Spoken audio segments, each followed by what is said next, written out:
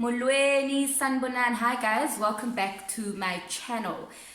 So it is August and it's Women's Month in South Africa, and therefore I decided to bring on my sister and my friend Amanda Matshaka.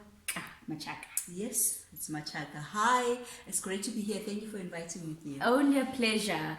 So the reason why I decided to have you with us is because I think we've had extensive conversations on purpose, but also I know that you are a woman who wears many coats, and I won't be able to go through your whole profile, but I know that you're a graduate, I know that you're in ministry, you're an entrepreneur in your own right, you're a media personality, and you wear so many hats. And I just thought that this conversation would be, encouraging to other women out there who are finding it hard to find their feet or to find their purpose or to juggle all these things. Just to encourage them to say that, it is possible for you to step into purpose and to live a good, godly life full of purpose. And so as we go along, you learn more about Amanda. But as I said, she is a media personality, she's in ministry, she's an entrepreneur in her own right, and she's a graduate. I'm laughing at the fact that you're a graduate because bonka bantaba graduate a forte. I don't know why they have to say forte. Everybody would say I'm a graduate. Marava say forte. There's something about graduating at forte. What is it? I don't know. One day I'm gonna ask them. Like they'll always say I went to forte. So Amanda also went to forte. I guess it's because of its rich history in terms of the leaders that came from that university. The African leaders and also leaders from this country, Nelson Mandela, and if you're looking at the continent, Robert Mugabe, so it's rich, Julius Nyerere, so it produced a lot of leaders, and most people wanted to go to Forte, and so now I understand why there's that pride attached to graduating at Forte, and you are one of the leaders of our generation that's a product of Forte. So Amanda, tell us a little bit, who is Amanda? Tell us about Amanda. When people ask me this question before, I would tell you about what I do. But I've since realized that Amanda is not what she does. I'm a wife, I'm a mother, and those are the roles that define who I am, if I can put it like that.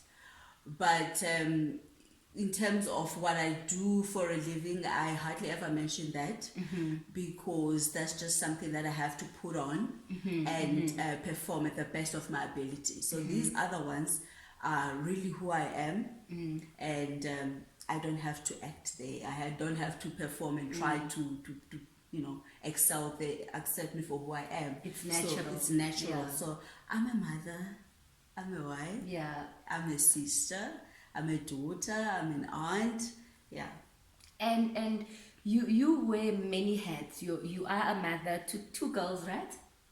I have 2 boys, 2 girls. By 4? Yes. Why did I think by 2?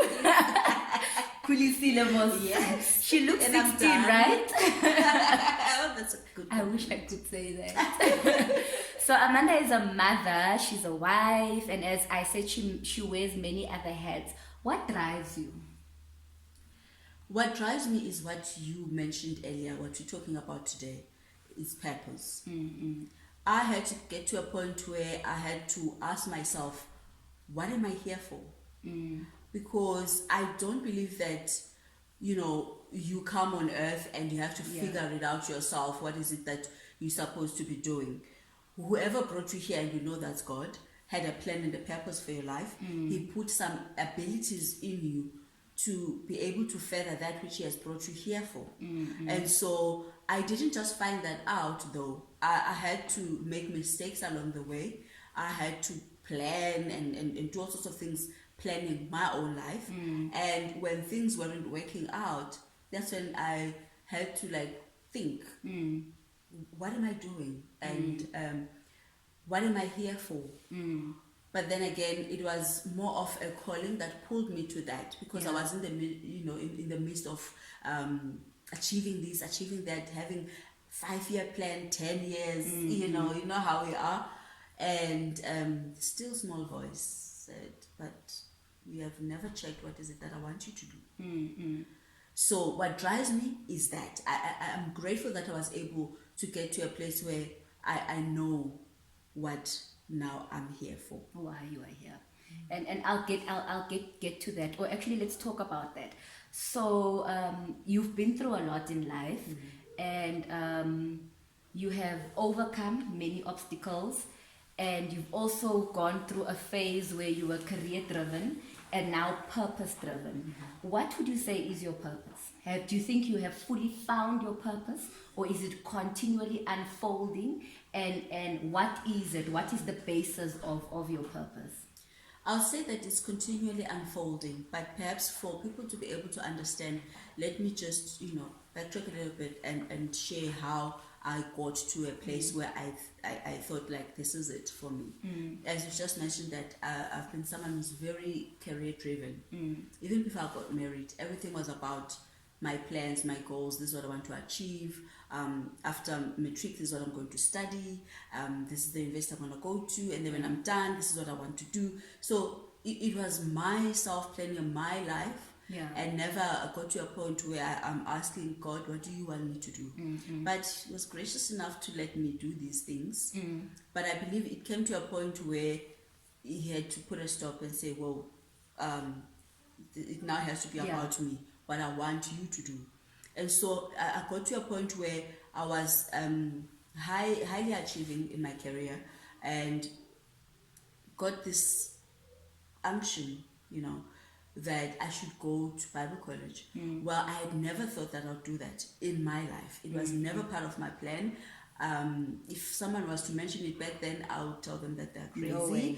No way, that's not what's going to happen with my life. I know that I want to be on radio. This is what I want to do. I'm a broadcaster, I'm a communicator, and this is what I want to do.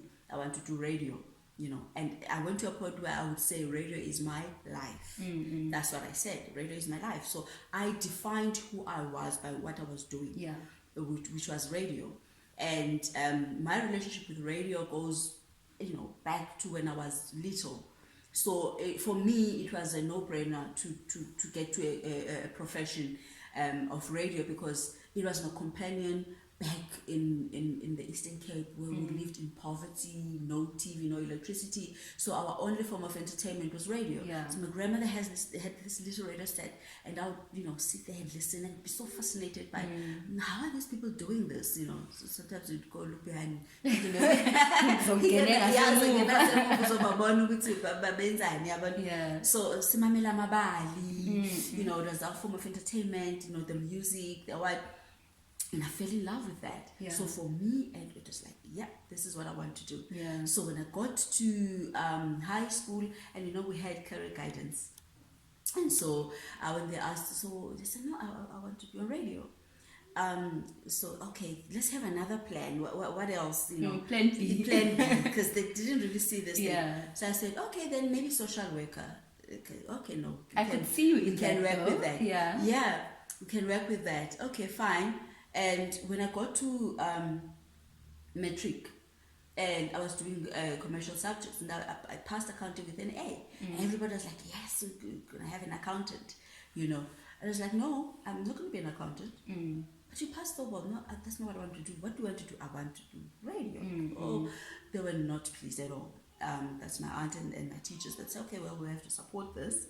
And so I'm sharing this so that people can understand how much this was just part of who I was. And to a point that I thought, this is me, this is my life. And that's what I said. So fast forward, now I was living, my dream. I'm at the SABC because I always wanted to work at the SABC.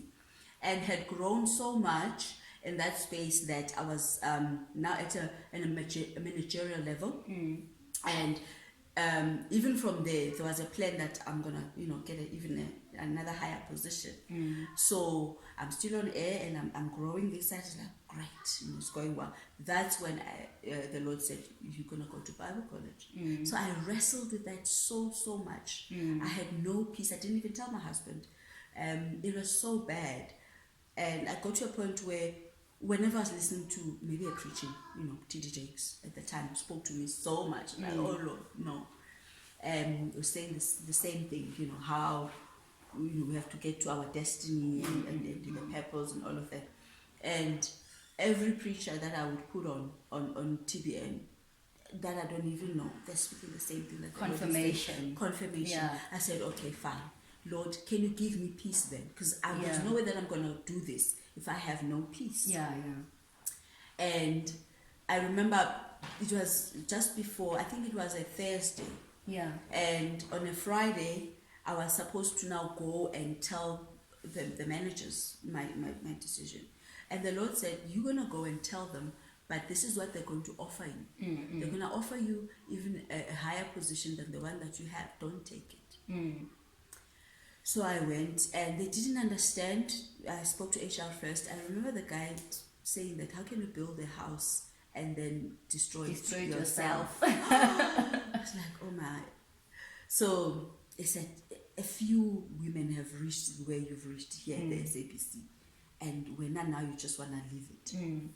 I said, and then he said, go and think about it over the weekend, come back on Monday. I'm not going to take this and put it forth as something that you want to do. Then after that, I had to go to the GM. At the radio station that I worked for, I had a general manager. And just before I spoke to him, what I wanted to talk to him about, he said, oh, by the way, we were talking, we've got this position for you. And the Lord had already said, he had prepared before. you. Yeah. And I'm grateful that he prepared me, because I would have jumped at that opportunity. Of course. So I said, no, unfortunately, I'm not going to take it. They were like, what? So I had to not take that. And I had now spoken to the husband. Of course, he wrestled as well, that it made no sense. And so then that I had to go through that journey. It was very rough. You mentioned that I went through a lot. It was very rough, and I questioned myself, Lord, you said that I must do this now. Why are things happening the way that they're happening? I thought you were gonna, provide for us. You're gonna have our backs. Things are gonna be smooth. In fact, things are going to be better. Yeah. But in those conversations, then I also asked myself, like, why would you plug me out of something that I'm enjoying, and it's going so smoothly, and I was growing there. Yeah. And that's when he said that you were defining yourself by what you do. Yeah. And I've got a plan and a purpose for your life. Yeah. And you had things out of, they were not aligned. Yeah. Right?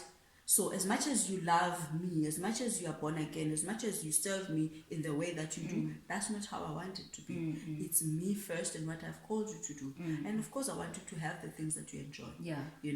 And I'm the one who put the love for what you do in you. Yeah. So it's not like I'm robbing you of that. Yeah.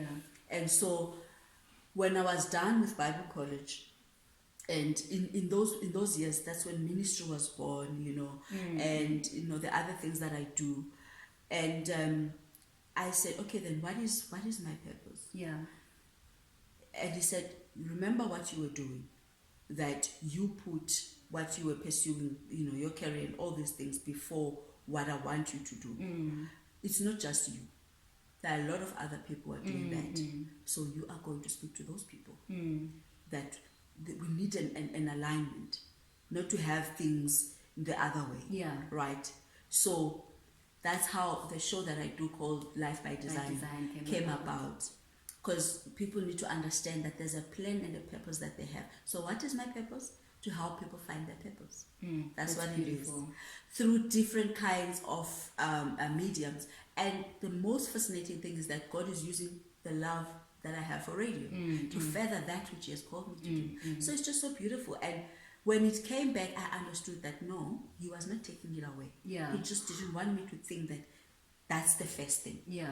Actually, I'm going to use this thing to further what I want you to do. Yeah.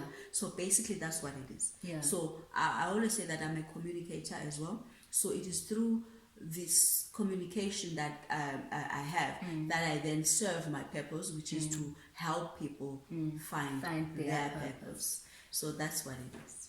And in your quest, I want us to go back to, I think you touched on this briefly, but I think it's important for us to go back to it kancane nje, because a lot of people, when they probably listen to you on Radio 2000 now, they listen to you on the radio, or they attend one of your events, or your husband is emceeing somewhere, it sometimes looks like it was an easy road, you know. These people came, graduate, but people hardly understand what you go through to get to where you are. And you have extensively spoke about what you've lost in order to gain what you have now. I know God has restored you and is busy restoring what you have lost.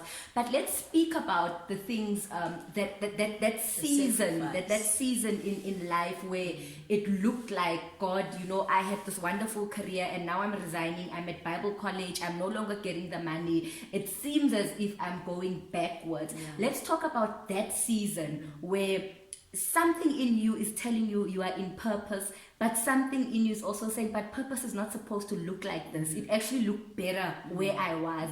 How did you navigate life during that season where it seemed like you were losing everything, but God keeps on saying you're not losing, you're gaining? How did you navigate that season?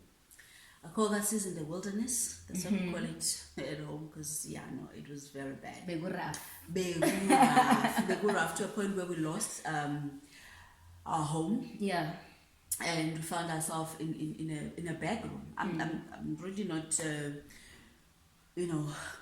afraid to say that, or embarrassed to say that, because I know it will encourage people out there to say, okay, if they went through this, and where I am right now, it means things will get better. Yeah.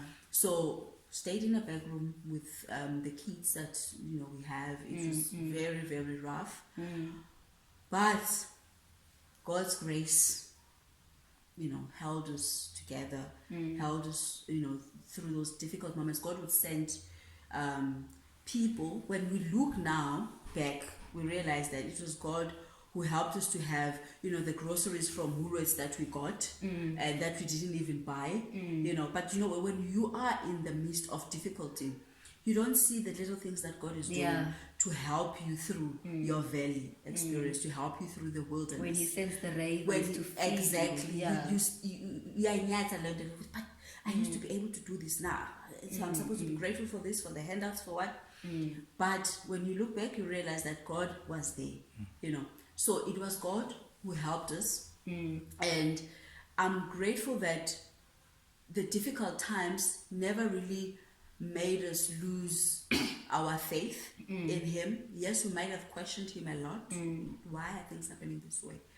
But I know that it was during those times that we pressed even, closer to Him. And it was in those difficult times that divine ideas came of the things that I'm doing now, that as successful now, that we are looking at and thinking, oh wow, and had it not been for those difficult times, I don't think I would have had time to press on and hear God the way that I did, to a point that I would conceive a certain idea. SA Positive News, my online news site, was birthed during that time, sitting in that back room. And also some words of encouragement that I put together into a little small book called Destiny Path. Those were things that the Lord dropped in my spirit to encourage me. Yeah. And when I had written them down and would go over and over, those, He said, just put them together, they will encourage someone else, So it was those kind of things that the Spirit of God would drop in me, and I would read those sayings, those quotes, and they would help me to keep going. And today they're helping someone else. Today they're helping someone else. So it was the goodness of the Lord really that helped us through those difficult times. And you also mentioned that I'm on Radio 2000. And there's an interesting story there, because when I was working at the radio station that is in the Eastern Cape, where I met my husband in Bishop, my ultimate dream was to be on a national radio station, right? That was a regional station. It's called True FM now. Yeah. It's an SABC radio station as well. So I always wanted to be in Auckland Park. Yeah. And work for, I put SAFM then, because Radio 2000 wasn't the way that it is now. Yeah. It wasn't as black as it is. So I SAFM, this is what I want. And I had so many, not many, I had 2 opportunities to join SAFM. but it never happened. Yeah. And it was not because I wasn't matching up to what they were looking for. They would be like, wow, like, yeah. This is what we want. But boom, it doesn't happen. Yeah. And I came across a continental radio station, Channel Africa, and I was listening to it while I was in Bishop. Oh, what is this? Sounds interesting. Oh, no, it wouldn't be bad for me to be here.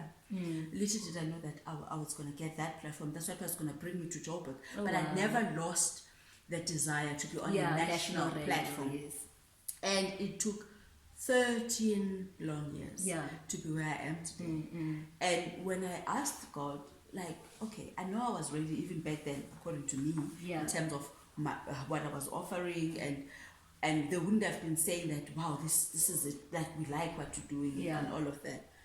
And he clearly said I had to work in because had what you have now, had it come at that time, you wouldn't have been ready.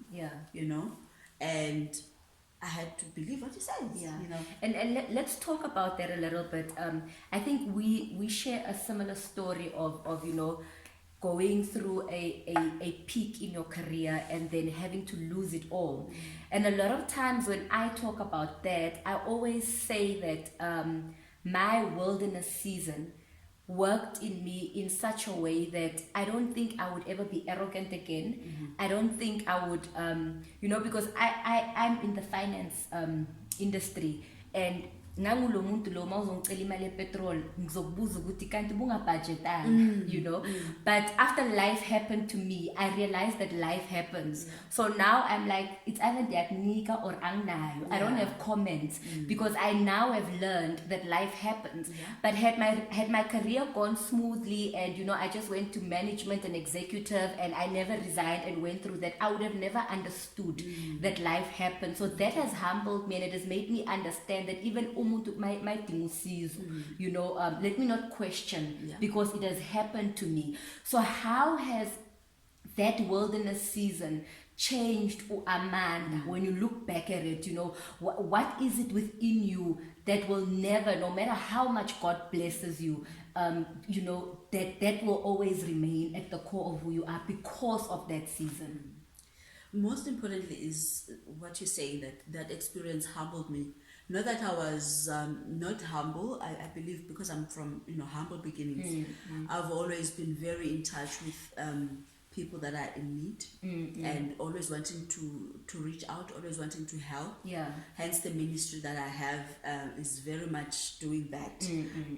So for me, I would say that had the wilderness not happened, the pace at which my growth in the media space was, you know, taking, it would have perhaps gone to my head and made me not to be, you know, ngabe angikho reachable. I would have been thinking that, you know, it should have, you know, inflated my head, you know, and I'm not dissing the so-called celebrities, but there is a lot of that, you know, celebrity mentality and all of that, because of the space that you find yourself in. And sometimes it happens too fast. It happens too fast.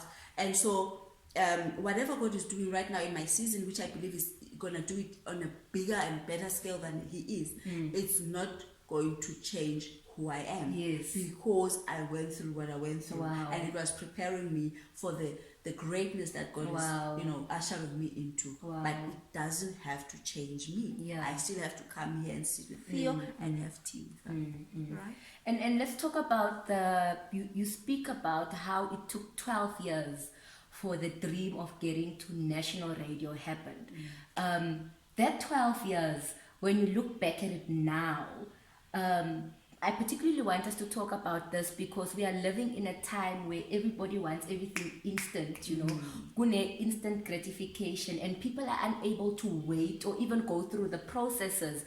I read something, I think, or my husband was sharing something to me a few weeks ago, where he said to me that, you know, it was okay for David to be a shepherd boy, and it was okay for David to be the servant, Gaga Saul. though he had already been ordained as king, it was okay for him to go through all those phases. But we no longer live in a time where people want to, in the back of your head that God has called me for greatness, God has called me to do A, B, and C, but you struggle to serve in the process. Because you always knew within you, man, uNkulunkulu ngibizele this great thing, ndizafika eJoburg, ndizaphangele SABC, I'm going to be in Auckland Park. But those 12 years to get there, looking back in retrospect, how did that impact your life? I see it as a period of preparation. And you mentioned David. It was necessary for him to go through those years of serving, the king, Saul, and all of that before he got to where he was, right? And if you are not prepared for something and it happens suddenly, instantly, and you might not have been ready. There are a number of examples of people who prematurely got to where they were supposed to be, and the character hadn't been developed in them to sustain them where they were. As a result, those things killed them. And that's a very unfortunate thing, because you were never ready, for the space that you found yourself in. So that's what happens sometimes when we take shortcuts. You say, okay, no, but this is what I want, this is how I want it. I'll make an example. I had an opportunity to be at the SABC way before the Auckland Park office. But, because there were people that wanted you to do certain things that are not right. And I could have jumped at the opportunity and, I can do this so that I can get in. Who knows what was waiting for me on the other side? Had I just, jumped the gun and taken a shortcut and did what I wanted to do because an opportunity was presented. And my character wasn't developed, so that when I get to a place of greatness, I don't drown in that. But I've got the strength in me to know that this is not me. This is the grace of God that has put me in this place. I am grateful. I'm taking it all in, and I'm going to use this for what God wants me to do. Not to serve my selfish ambitions and whatever it is that is presented to me. So I always liken it to a parent that says to a child that wants a big bike, but there are only 5, to say that child doesn't know that at my 5 years of age I cannot ride that big bike because it's gonna hurt me. But I as a parent, I know let me put her on this one, on the tricycle, and then as she grows older, when the time is right, she'll be able to ride that bicycle. Am I withholding it from her because I'm spiting her? No. Because I know that she's not ready. So she needs to be developed. She needs to grow certain things and have certain abilities developed in her. That when she gets to the age that she can get the bike and say, okay, here's the bike, then I know it won't hurt her. So that's so profound. We spoke about the fact that you are a graduate. Let's talk about education. I think a lot of times when God reveals purpose to people before anything else, we have a tendency of not wanting to go to school because I think ngizoshumayela or ngizoba se-TV or ngizoba usoma business, so I don't need to go to school. But education is very important despite your calling, despite your purpose. And I believe if you have been given an opportunity to go and study, you should study. Definitely. Talk to us and talk to young people that are watching about the importance of education given an opportunity. I've, in the show that I do, Life by Design, I've come across people with different stories of how they got to their place of purpose. You find medical doctors who are still medical doctors, but are also pastors, right? And then another person had to leave what they were doing to get to their place of purpose, right? And there's a guy that studied at Wits, and I think he was an auditor, internal auditor. He left that to teach Bible, lessons to vet students, So all these people that I've had on the show, they have a background of education.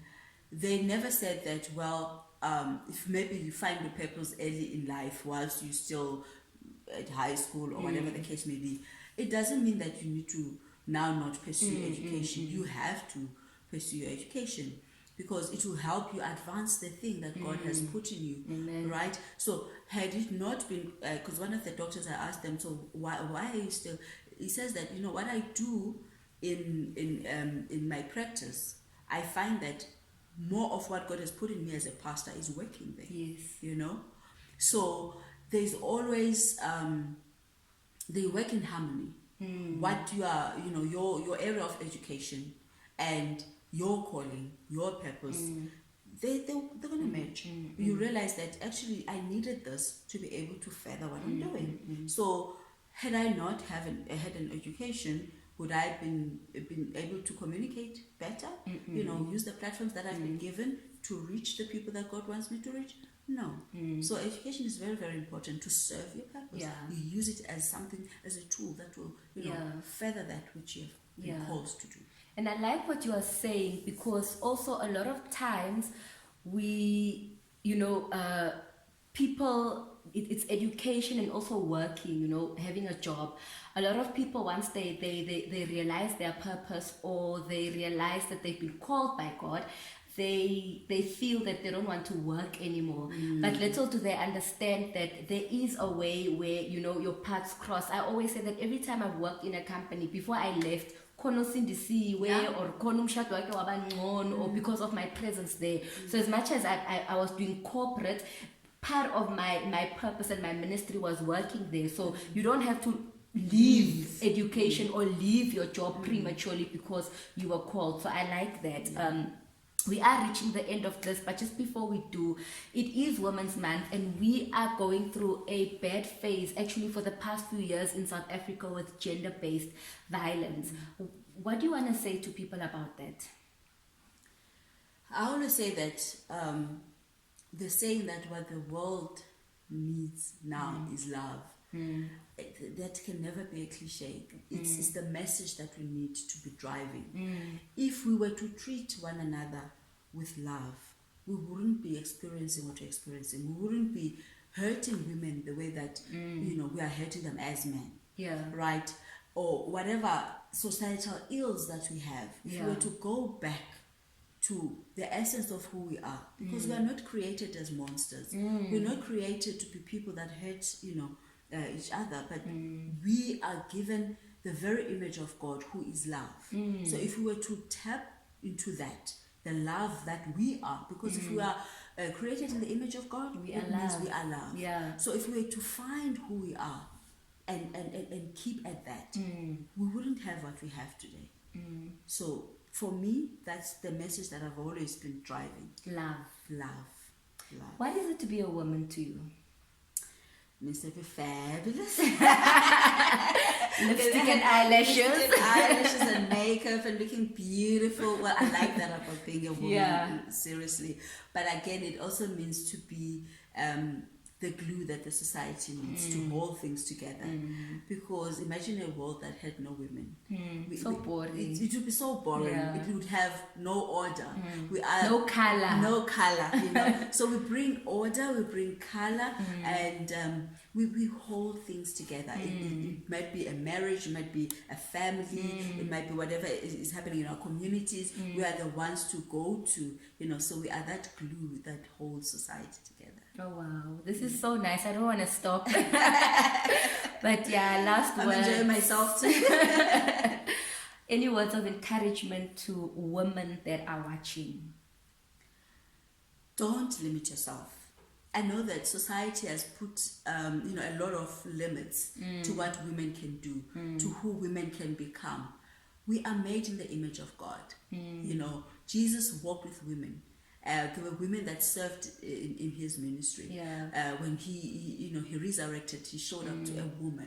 You know what I'm saying? So women have an important role to play. Don't ever limit yourself and listen to what people are saying that, you're just a woman. This, you can't do that. You can't do this. No. God didn't put limits to who we are. And he's given us, the abilities that we have to reach, for the stars.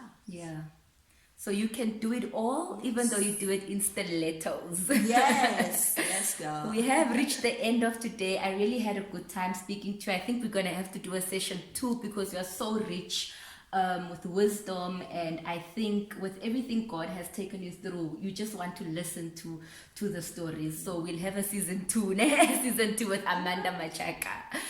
Thank you guys for watching. Do remember to like, subscribe, and share. I love you.